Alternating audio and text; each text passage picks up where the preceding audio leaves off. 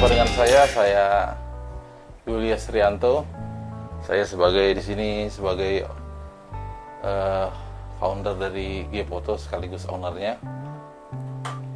Baik, mudah-mudahan teman-teman yang sedang menyaksikan video saya ini diberikan kesehatan, dijauhkan dari segala mara bahaya dan malapetaka.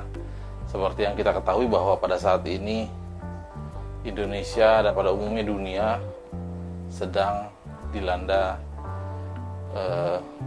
bencana virus COVID-19 itu. Semoga kita semua dijauhkan dari semua itu. Oke, kembali lagi. Kali ini saya akan coba untuk bercerita. Saya akan coba bercerita sedikit tentang apa itu Gfoto, awal mulanya dan bagaimana ke depannya. Oke. Gfoto itu sebuah vendor foto dan video yang berlokasi di Desa Cimanggis, Kecamatan Bojonggede, Kabupaten Bogor.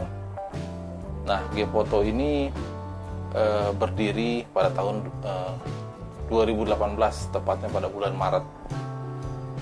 Tapi sebelum itu ada latar belakang sejarah yang nantinya akan saya ceritakan kembali. Hingga saat ini Gfoto mencoba untuk terus berkarya melalui dari satu event pernikahan ke event yang lain, dan Gfoto akan selalu terus berkarya untuk Anda semua. Banyak sekali portofolio yang sudah kami hasilkan sepanjang tahun 2018, 2019 hingga 2020 ini. Dan mungkin kalian bisa melihat di Instagram kami, yaitu Gfoto_188. Tapi sebelum Gfoto menjadi seperti sekarang, saya coba bercerita sedikit tentang sejarah Gfoto yang memang katanya sebuah bangsa yang besar adalah bangsa yang tidak melupakan sejarah. Baik, saya akan cerita awal mula berdirinya Gfoto hingga saat ini. Oke. Berawal dari mimpi anak-anak di kampung ya, Kampung Cimanggis ini. Dulunya saya dan teman-teman waktu itu dalam masa-masa di mana kita senang sekali bergabung gitu ya, berkumpul. Meskipun waktu itu saya sudah menikah, tapi saya sering sekali bergaul dengan anak-anak muda, bikin acara dan sebagainya. Nah, pada saat itu kurang lebih tahun 2008, 2009 lah. Kami memang sering sekali berkumpul karena waktu itu kebetulan ada teman-teman kita yang alhamdulillah pada saat itu punya rezeki lebih. Mereka support baik berupa materi ataupun dukungan mental dan sebagainya. Support kita untuk selalu berkarya di RT 208, tepatnya di Desa Cimanggis ini. Saat itu seorang kawan saya coba memperkenalkan teknologi yang namanya computerized, terus juga ada video dan sebagainya. Nah, kebetulan juga pada saat itu saya baru mengenal yang namanya komputer, baru ingin mengenal dengan cara waktu itu saya mengkonversi hasil jualan pulsa saya dengan komputer Pentium 1 kalau nggak salah ya. Saya nggak mau dibayar dengan uang komisinya, tapi saya ingin dibayar dengan sebuah komputer Pentium 1. Oke. Akhirnya seorang kawan saya sebut saja Bang Hendra waktu itu, atau panggilannya Bendet, kebetulan bekerja di salah satu instansi pemerintah, di mana beliau alhamdulillah bisa waktu itu mensupport kita dengan alat-alat komputer yang lumayan sedikit modern daripada komputer saya. Akhirnya nggak lama kemudian, ketika saya menukar komputer saya dengan Pentium 3 kepada orang yang menugaskan saya jual pulsa itu, lalu kawan saya Endra itu menggantinya dengan komputer Pentium 4. Nah, dari situ kita lebih dalam mengenal komputer, disertai dengan kenalnya sahabat yang bernama Simon. Ya, waktu itu dia juga salah satu faktor yang membuat kita berani untuk ngoprak-ngoprek komputer, dari mulai nginstal, upgrade dan sebagainya. Dia yang membuat kita percaya diri untuk bongkar-bongkar itu, karena dia yang selalu menunjukkan ini gampang loh, ini mudah loh, ini nggak sulit loh, untuk install harus begini. Akhirnya kita berani, dan akhirnya kita bisa sedikit teknik komputer yang pada saat itu sangat support sekali dengan teknologi video foto yang sedang kita pelajari. Artinya ketika komputer kita rusak, kita bisa langsung betulkan sendiri. Malam-malam ada trouble, kita bisa betulkan sendiri, atau kita install software kita bisa lakukan sendiri, sehingga tidak memakan biaya yang lebih besar. Oke. Seiring berjalannya waktu itu kita juga sering mengadakan event-event di kampung, seperti kayak 17-an, seperti kayak acara-acara keagamaan yang mulai kita perkenalkan multimedia, karena kawan saya Hendra itu kebetulan bisa pinjam juga Infocus. Waktu itu Infocus merek Epson kalau nggak salah. Kita mulai perkenalkan teknologi multimedia di panggung-panggung kampung itu, dari mulai bikin kontennya, bikin highlightnya. Akhirnya lumayan berpengalaman lah dalam bidang pertunjukan menggunakan multimedia. Tapi saya rasanya tidak cukup sampai di situ. Saya ingin mendalami multimedia lebih dalam lagi, dan kebetulan waktu itu saya bekerja di Highscope Indonesia, bertemu kawan yang juga kebetulan lagi seorang fotografer wedding. Nah, pada saat itu saya sangat tertarik sekali melihat hasil-hasil karya beliau ya. Karena dari kecil, mungkin dari saya lahir sampai saat itu, saya belum pernah ketemu orang yang bisa menghasilkan karya-karya seperti itu, dan orang itu ada di depan mata saya loh. Ini saya kenal dan saya ngobrol dengan dia. Akhirnya selepas pulang kerja, jam 4 sore itu, saya sering main ke lantai 4 waktu itu, ruangan beliau. Saya ngeliat dia ngedit, kok enak banget, kelihatannya asik banget, dan foto-fotonya luar biasa. Waktu itu seingat saya dia punya kamera 350D Canon. Dan kamera kantor waktu itu ada Nikon D40 kalau nggak salah. Ya. Nah, berbekal dari situ saya sangat-sangat tertarik, dan saya ingin berkarya lebih lagi. Saya ingin benar-benar berkarya di bidang itu. Akhirnya hingga suatu saat ada teman saya yang nawarin sebuah job, istilahnya ya, job wedding di, kalau nggak salah di Sawangan, di kampung Sawangan lah. Dan dengan beraninya saya terima, padahal saya belum punya kamera sama sekali waktu itu. Akhirnya job saya terima, dan saya bingung, ini pakai kamera siapa? Akhirnya entahlah, saya juga bingung. Karena sebelumnya saya pernah sempat minjem kamera kantor untuk pre-wedding teman saya, dan saya malu lagi untuk pinjam lagi. Akhirnya saya nekat, saya punya uang waktu itu berapa ya? 2 juta. Waktu itu harga Nikon D3000 itu harganya 4 juta. Jadi terpaksa saya harus menggadaikan motor adik ipar saya 2 juta lagi, sehingga kumpul menjadi 4 juta. Saya nyuruh salah satu messenger di kantor untuk beli itu di Pasar Baru kalau nggak salah. Ya, D3000 tahun 2009. Saya beli, saya beranikan diri ngejob. Saya tahu tempat cetaknya. Dan layout album saya benar-benar ngambil dari teman saya, karena I have no idea waktu itu benar-benar nggak tahu ini bikin album caranya gimana, layoutnya seperti apa. Saya harus meneliti dulu gimana caranya orang ini bikin album kolase. Akhirnya saya dapat PSD-nya, saya teliti, dan saya buat itu. Saya berhasil walaupun masih entahlah hasilnya ya, namanya pertama kali. Oke, singkat waktu datanglah job-job selanjutnya. Tiba-tiba ada kawan saya yang support, dia ingin subsidi, dia ingin support alat lagi gitu dalam hal videonya. Akhirnya saya beli waktu itu Panasonic MD 10.000 yang waktu itu sedang booming banget. Tapi di akhir-akhir masa kejayaannya, karena kebetulan kamera video dengan head yang seperti itu sangat-sangat menjengkelkan kami. Gitu sih.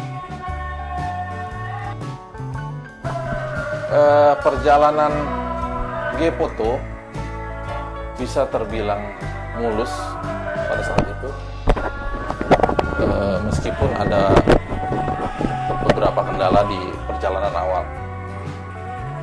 Waktu itu G-Foto namanya Arpeggiano Fotografi. Saya ngambil nama itu dari anak saya, namanya Arpeggiano Trianto Putra. Jadi waktu itu I have no idea juga, jadi udah pakai aja nama itu, Arpeggiano. Dan itu orang agak sulit nyebutnya dan jarang juga nyebutnya, tapi mereka tahu bahwa kita Arpeggiano. Nah, sepanjang perjalanan awal sampai pertengahan itu teman-teman saya banyak sekali yang support. Jadi job-job awal itu banyak kan dari teman-teman yang kenal, dari rekan-rekan, terus dari temannya ke temannya lagi. Waktu itu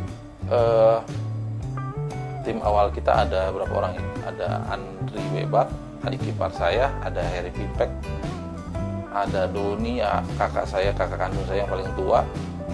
Terus juga ada Endang Demplu, ya salah satu teman saya yang merangkap kru juga, tapi sebagai messenger juga. Dia yang kadang-kadang sebelum kita punya kamera Panasonic MD 10.000 sendiri, dia yang antar jemput sewaan waktu itu dari Radio Dalam. Bayangkan jam 11 malam setiap habis ngejob, kita dari Bogor harus nganterin balik kamera itu ke Radio Dalam lagi. Sungguh luar biasa perjuangan teman-teman waktu itu. Sama sekali saya tidak melupakan itu. Karena mungkin kita sekarang punya kesibukan masing-masing, jadi agak jarang berkomunikasi aja. Pernah terkendala dengan kamera MD 10.000 sewaan. Waktu itu kita hampir give up nyewa di tempat yang jauh. Akhirnya kita dapat sewaan di tempat yang dekat di daerah Cibinong. Tapi kita dapat zong waktu itu. Ternyata headnya itu bergaris semua. Akhirnya gambar-gambar di video itu bergaris semua. Dan walhasil ketika teman-teman sampaikan ke yang punya hajatnya, mereka nggak mau. Mereka minta ganti rugi, minta dikembalikan uangnya. Akhirnya kita kembalikan uang. Dan itu kawan-kawan saya juga yang menghadapi itu, karena saya waktu itu sedang bekerja. Oke, hari demi hari berlalu, waktu demi waktu berlalu, Arpeggiano semakin dikenal orang, semakin bertambah juga krunya. Ada yang berganti, ada yang bertambah. Waktu itu datang lagi ada Bang Yandu, ada Bang Ciwang, ada Bang Yopi, ada siapa lagi ya, banyak lah. Saya juga nggak ingat satu persatu, tapi mereka orang-orang yang termasuk dalam sejarah G-Foto. Akhirnya pada sampai dengan 2015 kita terus berjalan. Tapi jujur aja waktu itu saya agak menutup diri dengan lingkungan perfotoan di sini di Bogor dan sekitarnya gitu ya. Saya nggak pernah ikut grup wedding di lokal lah, kecuali WPC yang itu seluruh Indonesia itu. Saya nggak pernah ikut itu. Saya nggak pernah kenal fotografer yang lain di daerah sini. Waktu itu saya hanya mengidolakan Extend Fotografi. Saya ketemu di Facebook itu tuh, mungkin sekarang udah nggak ada kali, karena saya cari-cari mereka udah nggak pernah update lagi dan ganti lapangan usaha. Waktu itu Extend Fotografi sangat-sangat menginspirasi saya dengan foto-foto ala-ala, memang kayaknya mereka spesialis Chinese wedding, bridal gitu. Jadi saya sangat terinspirasi dengan hal-hal yang berbau demikian. Sampai dengan 2015 akhirnya saya pindah kerja. Saya pindah kerja ke Pantai Indah Kapuk, cukup jauh dan pekerjaannya juga bertambah. Jadi saya waktu itu jadi supervisor. Saya pikir ini saya harus konsen, dan saya merasa waktu itu penghasilan saya sudah cukup dari pekerjaan saya. Akhirnya saya memutuskan untuk break sejenak, lalu diteruskan oleh kawan-kawan saya. Waktu itu Bang Ciwang dia memutuskan untuk melanjutkan Arpeggiano Fotografi dengan label Yonggans, Arpeggiano Yonggans. Waktu itu ada berapa orang lah, Ciwang, ada Tommy, ada Cugang, ada Arman waktu itu. Tapi mereka juga nggak berlangsung lama karena saya juga nggak tahu, ada beberapa trouble di lapangan yang mereka nggak bisa atasi. Akhirnya mereka tidak berjalan lama. Akhirnya pada tahun 2018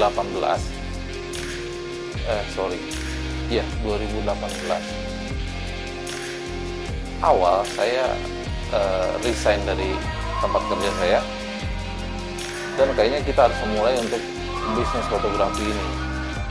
Kebetulan ada teman saya waktu itu yang ngajakin pre-wedding ke Hong Kong. Pas banget, saya pikir momennya. Setelah saya pikir-pikir, ini adalah momen yang baik untuk merelaunch Arpeggiano Fotografi. Nah, waktu itu saya ada berempat, saya, Bang Hendra, ada Bang Ciwang, Pipek juga sedikit, ada berlima, ada Andri Bebak. Coba untuk mengemas ini dan coba untuk merelaunch lagi. Bagaimana supaya Arpeggiano ini bisa berjalan lagi? Salah satunya adalah dengan mengganti nama Arpeggiano menjadi G-Foto. Ya, G-Foto. Saya pikir anak saya panggilan Gio, Gio. Ya udah, G-Foto ini supaya lebih simple, lebih gampang disebut dan orang familiar gitu. Ini nggak ada maksud apa-apa, G-nya itu benar-benar emang Gio, anak saya. Akhirnya berangkatlah saya ke Hong Kong, saya launching, saya kerjasama teman-teman juga coba bikinin email bisnis, Instagram bisnis yang baru kita buka mata, buka telinga. Saya mulailah ikut dengan grup WhatsApp yang lokalan Bogor, grup-grup yang WhatsApp WPC Jakarta. Dan dari situlah mulai ketemu orang. Ada sekali dapat job lemparan, dan mulailah ketemu fotografer lain yang cukup menginspirasi saya hingga saat ini. Dan terus terang salah satu fotografer yang cukup menginspirasi saya adalah Mamoto Pictures, yaitu si Motret ya. Dia yang perkenalkan saya menggunakan kamera Nikon. Karena waktu itu saya terus terang saya ke Sony itu waktu itu saya senang banget karena mirrorless pertama yang lumayan oke lah untuk dipakai ngejok wedding gitu. Tapi kok saya lihat si Motret ini dia pakainya Nikon D700 waktu itu ya. Akhirnya saya lama-kelamaan saya pengen coba ke Nikon, dan akhirnya sampai sekarang saya menggunakan D750 dan kami lumayan cocok dengan Nikon. Kayaknya untuk sementara ini kamu tidak mau berpindah lagi. Nah, demikianlah perjalanan sejarah dari G-Foto. Akan ada banyak ceritanya. Saya tidak bisa ceritakan detail di sini, tapi saya cerita di sini adalah untuk bagaimana mudah-mudahan teman-teman yang selama ini tidak sempat ngobrol dengan saya, udah sibuk sekali, saya juga sibuk, atau yang banyak pemikiran-pemikiran lain, berprasangka dan sebagainya, bahwa saya benar-benar sangat appreciate terhadap perjuangan mereka saat itu membantu kita, bantuin saya terutama untuk 3G foto, dan saya tidak pernah melupakan jasa-jasa mereka. Cuma kalau saya sekarang memang jarang ngobrol atau bertemu, itu karena memang semata-mata komitmen kita untuk selalu